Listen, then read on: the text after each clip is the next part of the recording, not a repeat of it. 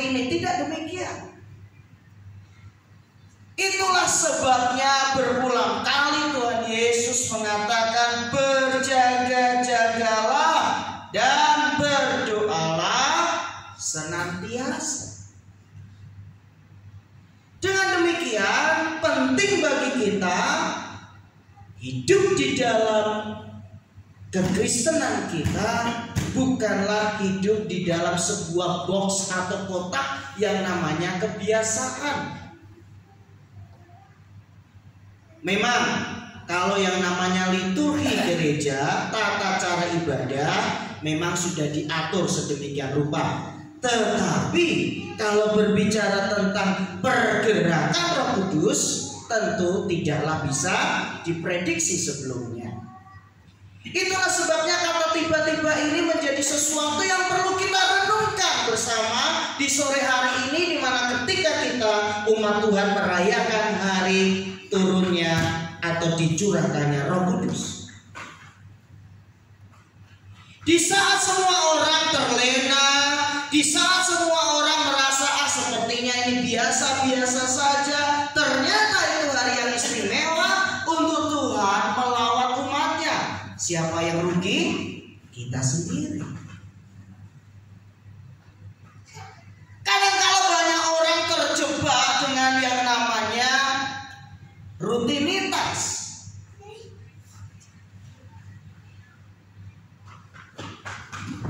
Dalam sebuah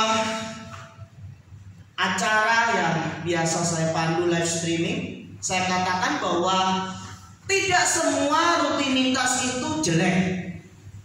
Ada banyak rutinitas yang baik manakala itu dilakukan atas dasar pemahaman yang benar. Saya akan berikan contoh rutinitas yang baik. Ibadah setiap hari Minggu itu rutinitas yang baik. Kita melakukannya setiap hari Minggu, kita datang kepada Tuhan, itu rutinitas yang baik. Contoh berikutnya, berdoa sebelum tidur, menyerahkan hidup kita, karena kita nggak pernah tahu nih apakah nanti kita bangun tidur atau lanjut tidak bangun lagi, kita nggak pernah tahu. Atau tiba-tiba kita tidur kemudian terjadi sesuatu, kita nggak pernah tahu. Seringkali peristiwa musibah seperti banjir bandang ataupun gempa bumi, orang lagi tertidur nyenyak Bapak Ibu, tiba-tiba saja mereka nggak bangun lagi. Itulah sebabnya tidak semua rutinitas itu jelek. Rutinitas kita berdoa itu baik. Apalagi rutinitas kita menabur, melakukan sesuatu yang baik tanpa pamrih, itu juga baik. Bapak Ibu dikasih Tuhan, memberi itu tidak harus berupa materi.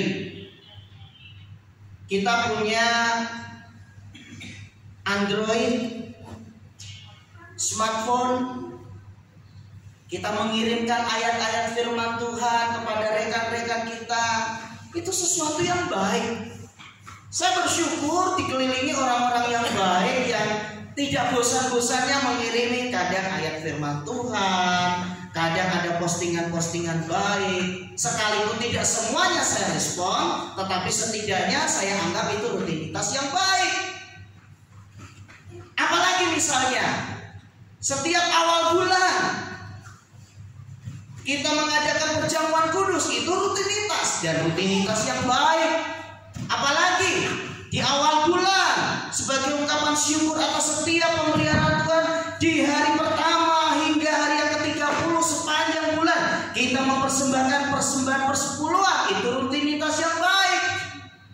Jadi jangan kita merasa panas telinga kalau kita dengar kata rutinitas, karena tidak semua rutinitas itu buruk. Tetapi yang saya mau katakan di sini adalah jangan kita terjebak pada rutinitas, kemudian kita berpikir bahwa oh nanti Tuhan akan bekerja dengan cara yang seperti ini dan lain sebagainya. Nah, apakah semua murid Tuhan mendengar apa yang diberitakan oleh Tuhan untuk mereka berdoa di Yerusalem? Tentu tidak. Tetapi bersyukurlah bagi mereka yang mau dengar-dengaran, sekalipun ketika mereka berdoa pada hari yang pertama tidak terjadi apa-apa, hari yang kedua tidak terjadi apa-apa, sampai hari yang ke-6 biasa-biasa saja, hari yang ke-9 tak ada tanda-tanda, tetapi hari yang ke-10, Kisah Para Rasul pasal yang kedua ayat yang kedua, tiba-tiba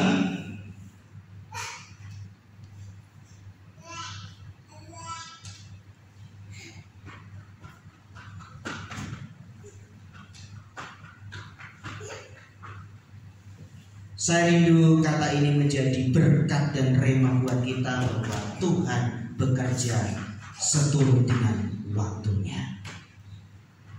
Tiba-tiba turunlah dari langit suatu bunyi seperti tiupan angin keras yang memenuhi seluruh rumah di mana mereka duduk.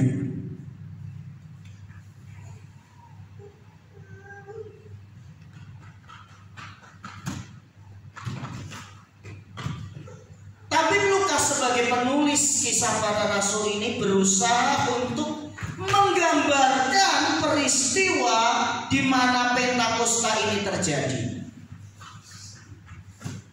Tentunya kata-kata yang bisa dituliskan, diungkapkan begitu terbatas, sehingga apa yang sanggup ditangkap melalui panca indera itulah yang dituliskan dalam tulisannya, sehingga dia katakan turunlah dari langit suatu bunyi seperti tiupan angin keras yang memenuhi seluruh rumah di mana mereka duduk.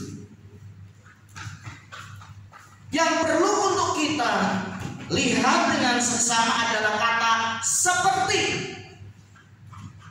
Seperti di sini artinya adalah gambaran, diungkapkan, dilukiskan.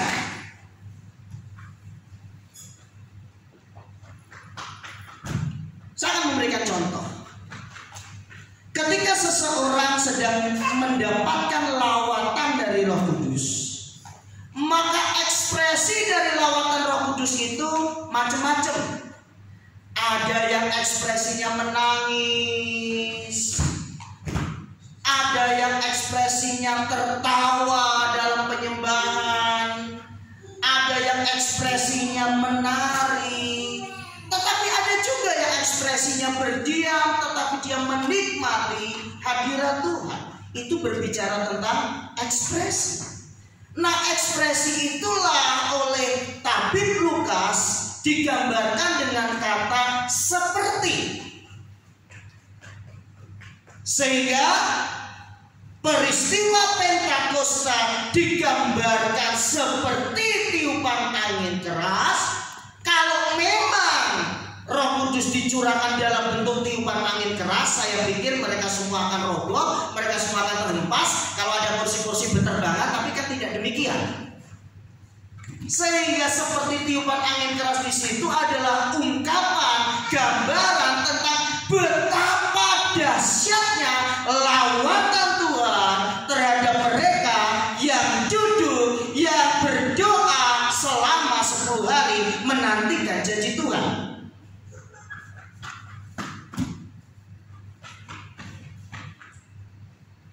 Bukan hanya itu, tapi Lukas menggambarkan selain seperti tiupan angin keras, berbicara tentang lawatan Tuhan yang demikian dahsyat, bisa dirasakan, dialami oleh mereka semua yang hadir pada waktu itu. Dan tampaklah kepada mereka lidah-lidah, lagi-lagi tapi Lukas menggunakan kata,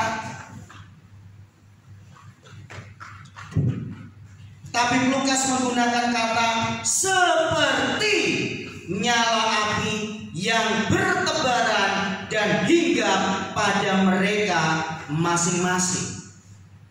Kata seperti ini kenapa penting? Berulang kali ditulis oleh Lukas. Karena kalau memang benar-benar dalam bentuk api, terbakarlah mereka semua. Itulah sebabnya dikatakan seperti nyala api bertebaran dan hingga pada mereka masing-masing. Makanya saya senang pujian yang sering kali dinyanyikan kalau Pak Gembala kita sedang mengurapi jemaat, apa? Kirimkan apimu. Ya, itu seperti firman Tuhan. Api Roh Kudus membakar setiap hati yang sudah mulai kecewa, hati yang sedih, hati yang pilu, hati yang hancur. Oleh api Roh Kudus dilawat, dipulihkan. Yang menarik adalah nyala api yang seperti lidah-lidah itu bertebaran. Dan apa saudara? Hingga pada mereka masing-masing. Ini menarik sekali.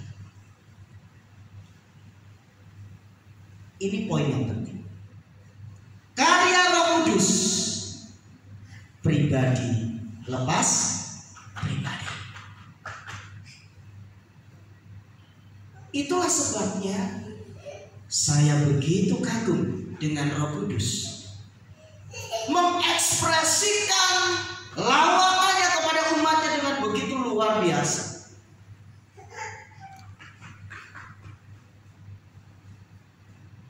Dancing in the Spirit, mereka menari-menari dalam hadirat Tuhan.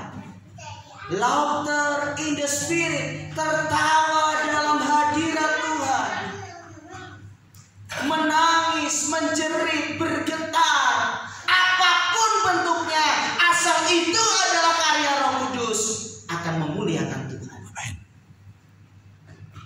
Dan nanti kita akan lihat buahnya nyata.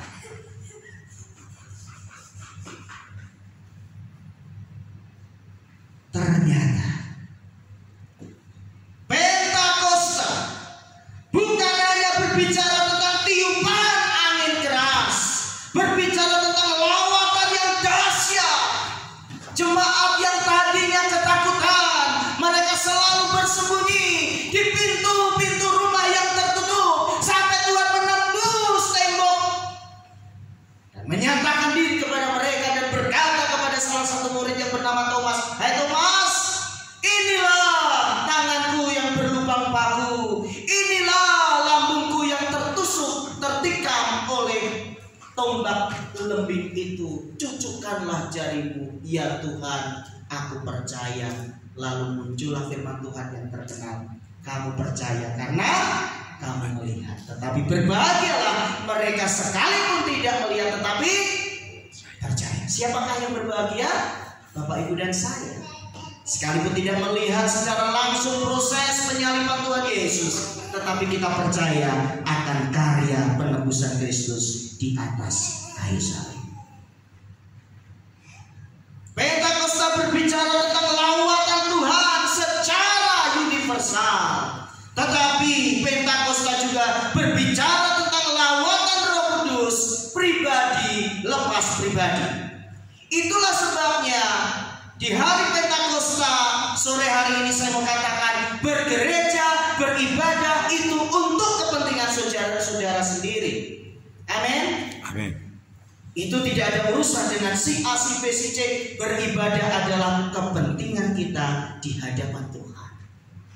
Dan lawatan Tuhan selalu kita alami manakala kita datang dengan penuh kerinduan. Ayat yang keempat, maka penuhlah mereka dengan Roh Kudus. Wow. Setelah Roh Kudus melawat mereka melalui tiupan angin keras, melalui lidah-lidah api yang turun hingga di atas mereka pribadi lepas pribadi. Berikutnya ayat yang keempat, maka penuh dengan Roh Kudus. Perhatikan baik-baik, ini sangat menarik. Kenapa para murid perlu untuk dipenuhi dengan Roh Kudus? Kita akan belajar. Yang pertama adalah itu bukti penyertaan Tuhan secara supranatural dalam kehidupan mereka, yang akan membuat mereka berani untuk tampil dan bersaksi. Maka penuhilah mereka dengan Roh Kudus. Bentuknya seperti apa? Ekspresinya seperti apa? Kita lihat. Lalu mereka mulai berkata-kata dalam bahasa lain. Nah, bahasa roh itu ada dua macam. Yang pertama adalah glosolali. Itu adalah bahasa roh yang tidak bisa diterjemahkan oleh siapapun. Glosolali itu bahasa roh dalam bentuk bahasa lidah, di mana orangnya sendiri tidak mengerti apa yang dia ucapkan, tetapi dia bisa merasakan bahwa apa yang diucapkan itu adalah tuntunan dari Roh Kudus. Itu yang sering terjadi dalam ibadah-ibadah dewasa ini. Kemudian yang kedua itu adalah berbicara dalam bahasa lain. Nah, yang kedua ini adalah bahasa roh yang dapat dimengerti. Kalau glosolali tidak ada yang mengerti, tetapi bisa diterjemahkan oleh mereka yang dipenuhi Roh Kudus untuk menerjemahkannya. Itulah sebabnya kenapa Rasul Paulus berkata, dalam sebuah ibadah jika ada yang berbicara dalam bahasa roh, hendaklah yang lain diam untuk mendengarkan apa yang diterjemahkan. Tetapi daripada menggunakan 1000 bahasa yang tidak dimengerti, lebih baik menggunakan bahasa yang dimengerti. Itulah sebabnya Rasul Paulus katakan lebih baik bernubuat, karena ketika bernubuat menggunakan bahasa yang dapat dimengerti. Nah, Bapak Ibu yang dikasihi oleh Tuhan Yesus Kristus, mereka dipenuhi oleh Roh Kudus, lalu mereka dikatakan bahwa mulai berkata-kata dalam bahasa-bahasa lain. Sekali lagi saya katakan, bahasa-bahasa lain ini adalah bahasa manusia, hanya yang mengucapkannya tidak mengerti artinya, tetapi orang lain dapat menerjemahkannya karena dalam bahasa mereka. Seperti yang diberikan oleh Roh itu kepada mereka untuk mengatakannya. Nah, di sini Tabib Lukas mulai menjelaskan bahwa ternyata saksi dari peristiwa Pentakosta itu sangat banyak, sehingga dia katakan bahwa dalam Kisah Rasul pasal yang kedua ayat 5, waktu itu di Yerusalem diam orang-orang Yahudi yang saleh, apa Bapak Ibu, dari segala bangsa di bawah kolong langit. Artinya adalah ada beberapa banyak orang Yahudi dengan bahasa yang berbeda-beda. Ketika turun bunyi itu, berkerumunlah orang banyak. Mereka bingung karena mereka masing-masing mendengar.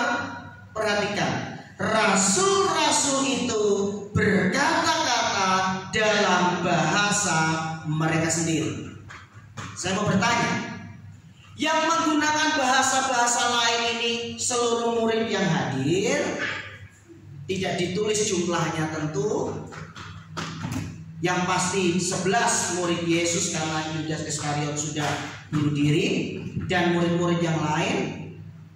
Semua yang hadir, atau hanya ke-11 rasul yang pada waktu itu ada? Saya mau bertanya, kalau berdasarkan ayat yang kita baca hari ini,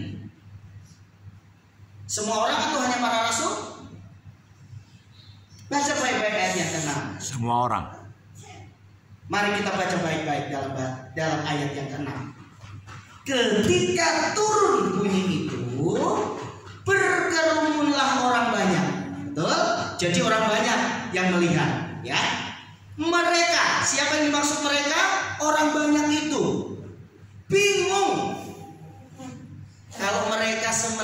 dilawat oleh Roh Kudus dengan bahasa-bahasa lain, tentu mereka tidak sempat untuk memikirkan apa yang sedang terjadi.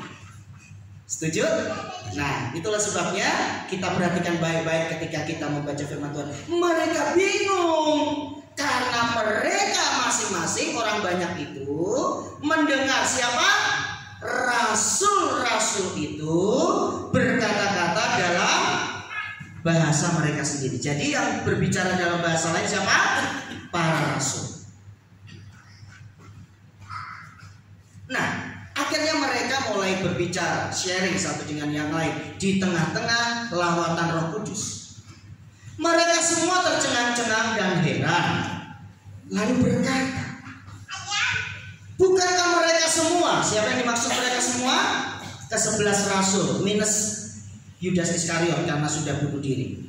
Bukankah mereka semua berkata-kata itu orang Galilea? Artinya satu daerah. Bagaimana mungkin kita masing-masing mendengar mereka berkata-kata dalam bahasa kita sendiri? Mari kita hitung berapa bahasa yang mereka sedang dilawat oleh Tuhan, yaitu bahasa yang kita pakai. Kita negeri asal kita. 1, kita orang Partia. 2, kita orang Media. 3, kita orang Elam. 4, kita penduduk Mesopotamia. 5, kita orang Yudea. 6, kita orang Kapadokia. 7, kita orang Pontus. 8, kita orang Asia. 9, kita orang Frigia. 10, kita orang Pamfilia. 11, Mesir dan daerah Libya yang berdekatan dengan Kirene. Pendatang-pendatang dari Roma.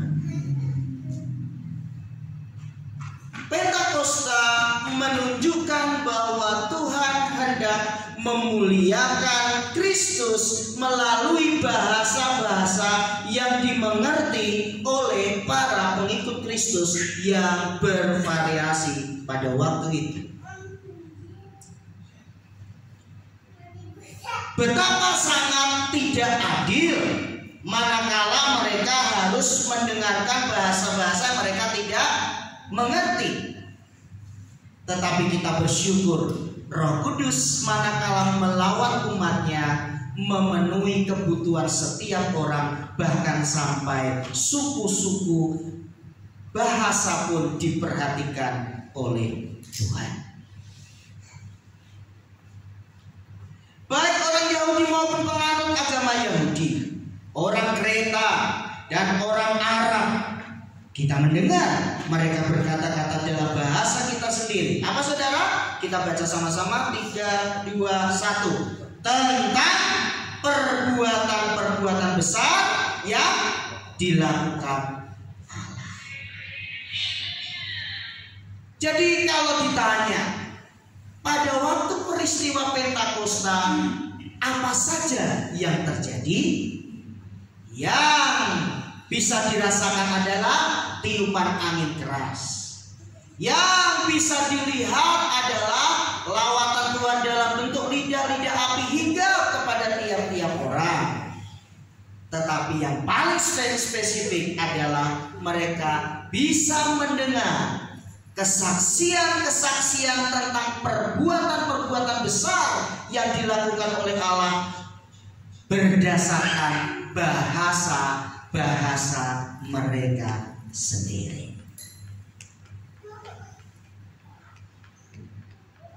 Saudara dikasihi oleh Tuhan Yesus Kristus, Pentakosta mengapa sangat penting? Gereja dibentuk pertama kali melalui peristiwa Pentakosta di loteng Yerusalem. Melalui peristiwa Pentakosta dicurahkannya Roh Kudus. Para murid yang tadinya ketakutan, mereka diberikan semangat oleh Roh Kudus untuk menjadi saksi-saksi bagi nama Tuhan. Nah, saudara yang dikasih Tuhan, peristiwa Pentakosta begitu luar biasa. Peristiwa Pentakosta begitu mencengangkan, mentakjubkan. Tetapi apakah respon dari orang-orang yang hadir di loteng Yerusalem semuanya sama? Tidak. Hal itu terbukti pada ayat yang ke-12. Mereka semuanya tercengang-cengang dan sangat termangu-mangu sambil berkata seorang kepada yang lain. Apa kata mereka? Apakah artinya ini? Saya mau ayat yang ke-13. Kita baca sama-sama. 3, 2, 1. Tetapi orang lain menyindir, mereka sedang mabuk oleh anggur manis. Bapak Ibu ini kasih Tuhan, jangan heran kalau saudara dilawat oleh Tuhan, ya. Saya dengar beberapa waktu lalu Ibu Rosma sama Bu Derti ke Medan ya, melayani ya. Ada satu, itu nona atau ibu yang dilayani? Nona ya, kalau orang Papua bilangnya nona. Seorang gadis ya, gadis dilayani dari yang stres ya, kalau nggak salah. Dari stres kemudian udah bisa ikut gereja ya, luar biasa. Nah, ketika kita melayani Tuhan, terjadi mujizat-mujizat, tanda-tanda heran Tuhan pakai kita. Perhatikan baik-baik, tidak semua orang punya respon yang sama. Kalau yang pikirannya lurus, kalau yang hatinya bersih, dia akan bilang puji Tuhan, Tuhan pakai saudara kita, biarlah nama Tuhan dipermuliakan melalui mereka. Tapi kalau yang pikirannya jelek, pasti responnya beda. Gitu aja kok, coba. Pentakosta saja yang begitu luar biasa, terjadi lawatan Tuhan, tiupan angin keras, lidah-lidah seperti nyala api yang hingga kepada semua orang. Para rasul berbicara dalam bahasa-bahasa, tadi kita sudah hitung kurang lebih 11 bahasa. Tetapi tidak semua orang mengatakan bahwa itu lawatan Tuhan. Apa yang mereka katakan? Mereka menyindir, mereka sedang mabuk oleh anggur manis. Wow, ini kan ngeri pisan. Perhatikan baik-baik. Dalam hadirat Tuhan yang begitu kudus pun masih ada orang-orang yang, kalau bahasa kita sekarang itu, nyinyir. Tahu nyinyir?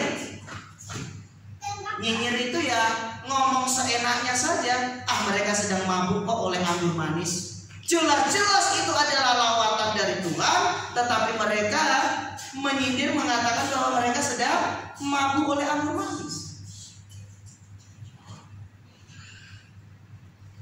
Saya mau tes ini pengetahuan Bapak Ibu tentang Alkitab ya. Semoga ada yang menjawab. Ini peristiwanya ada di loteng Yerusalem. Roh Kudus dicurahkan, semua murid, para rasul mendapatkan lawatan.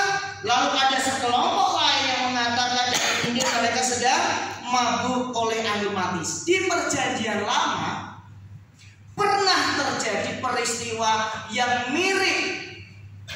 Harap ada yang bisa menjawab dari sekian banyak yang hadir ya. Ada seorang, saya tidak sebut gendernya, nanti langsung ketahuan. Ada seorang yang datang di rumah Tuhan. Saking pedihnya hatinya oleh masalah yang sedang dia hadapi, dia berbicara di hadapan Tuhan dengan begitu panjang. Dia menangis sehingga saking panjang dan pedihnya pergumulannya, dia hanya berkomat-kamit. Lalu ada orang yang menegur dia, "Hei, sampai kapan kamu mabuk?" Tahu kira-kira siapa? Masa sih gak ada yang tahu? Anak. Betul. Tapi gak ada hadiahnya Pak ya. Tuhan Yesus yang menghadiahi Bapak. Betul. Jadi Bapak Ibu yang dikasih Tuhan, Kalau kita menghendaki semua orang punya respon yang positif tentang setiap tindakan baik yang kita lakukan untuk memuliakan Tuhan, Bapak Ibu akan capek dan kecewa. Karena tidak semua orang sama. Jelas-jelas mereka semua dalam lawatan Roh Kudus, dalam hadirat Tuhan yang begitu luar biasa. Masih saja ada yang nyinyir mereka sedang mabuk oleh anggur manis.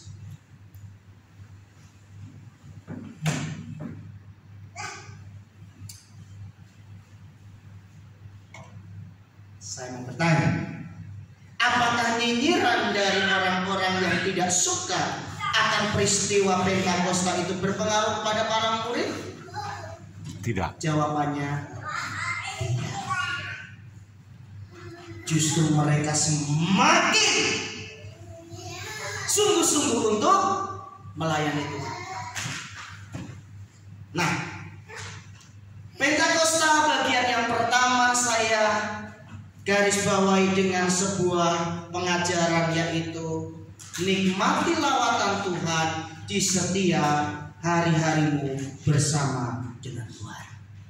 Sehingga bersungguh-sungguhlah dalam setiap kali Bapak Ibu dan kita semua beribadah kepada Tuhan, karena Tuhan sedang melawat kita pribadi lepas pribadi.